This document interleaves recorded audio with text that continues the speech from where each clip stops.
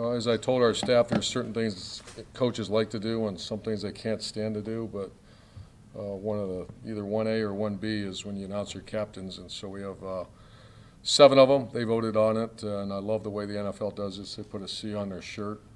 Amy, I hope she releases it to the social media stuff, but we announced it with her families or friends at a nice little video today. So Josh Allen, Shaq Griffin, Miles Jack, Rayshon Jenkins, Marvin Jones, Trevor Lawrence, and Brandon Linder. And I know some people do 2 or 3. I've always, the players voted on it, and there was a little bit of a separation. There were 2 other guys that were right there. But I always like a lot of captains. I've always done that. So I'll answer any questions for you. Do you like that your rookie quarterback is one of the captains?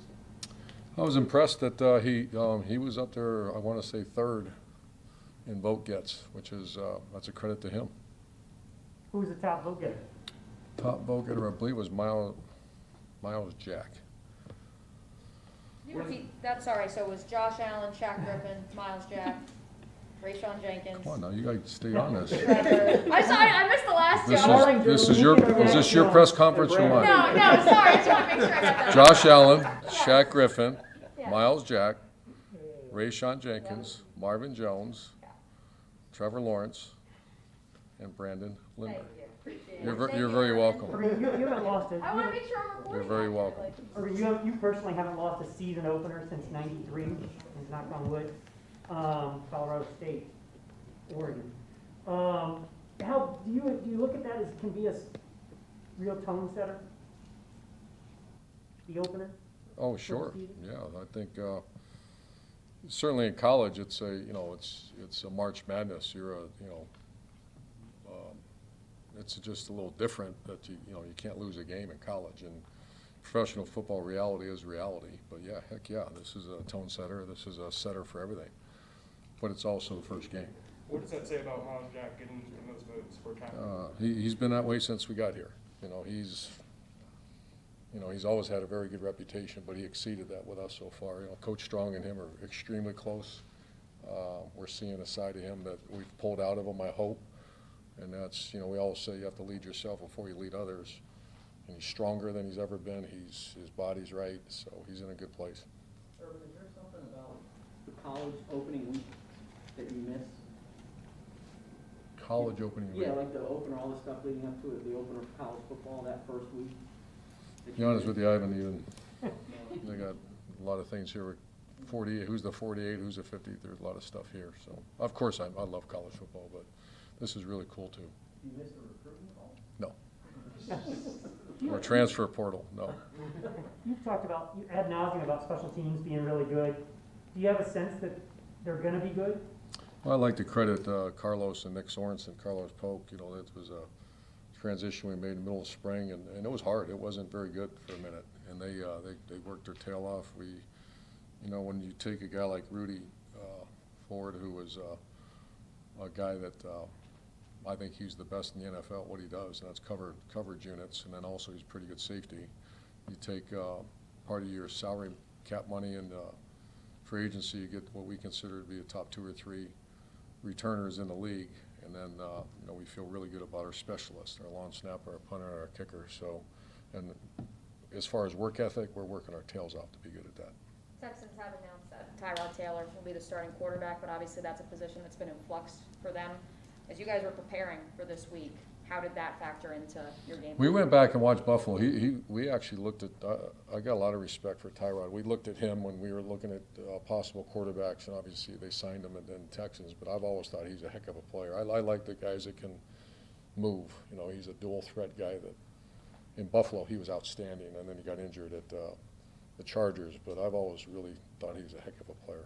I was curious, do you classify him as a dual threat? Because I was looking at his numbers, and his rushing numbers have declined. Obviously, not starting is a factor in that. Oh, he's a dual threat guy. Yeah. He's certainly, you got to account for that. Urban, how has Devon Hamilton improved for you from the time you got here? Yeah, it is. We first got here, he had a meniscus, I believe, in his knee, so he couldn't. He's a strength. I would have put him against anybody in the NFL, size and strength. It's his foot speed, foot quickness, and Tosh and Joe have worked really hard with him. But that ever since he was able to get his knee ready to go, he's been working on his foot fire and his that's going to separate him from a good player to a great player. He's really worked at it. Barring any unforeseen circumstances, would you say that the 53 is pretty set for week 1, that there are no more additional? I don't want to misanswer this. I think it's done, and I just, once again, I apologize if we make a move, that's something, it's fluid, but I think we're set. Have you crossed- Four running backs, pretty different, all 4 of them, that running back room. How do you prepare for them? Who stands out for the Texans running back room? Well, the one guy, Nixon, I think, right? Joe Nixon? No, he's with the Bengals, I'm sorry. I was watching them a little bit yesterday. I have not studied them enough to give you that. That's Joe. I've been more saturated myself on the other side of the ball. What stands out to you from Texans? Do you think Texans gonna do a lot of blitzing? No. Kind of confuse? Lovie Smith's history is to let the guys play. The thing when you hear him talk and you watch him play, they had 10 turnovers in 3 games and only 9 the entire season last year. So you see it, and there has been a call to arms to protect that ball. I want to say 7 of them been through the quarterback position. So keep our quarterback upright, keep them protected. But they are not out scheme you, they're out effort you, they're out technique you, and out tough you. And that's kind of who Lovie Smith is. It's been his history. Do you know David Culley at all? I mean, you guys crossed paths in 1990, I think. Not on the same team you played, opposite. 1990. Yeah. No, I don't know him. You probably had a mustache, that fancy, thick brown mustache back then. We've got a big game coming up, man. Sorry. I do not know him. Obviously got great respect for him, and everybody who's worked with him or worked for him has great things to say about him. Do you rely on Joe Cullen to maybe do what his tendencies would be? Because Oh, Joe yeah. knows him really well? Oh, yeah, Joe, and the defensive staff, yeah. Coach, you see for the AFC South all over the stadium, how much have you talked to the players about this opportunity to get ahead in the division this first week? We're not there yet. We will as it gets closer to game time. Now it's all about the most prepared team will win. And Wednesday and Thursday is all about preparation, and then we'll get to that stuff later in the week. Thank you. Thanks, guys. Take care. I'll be right back.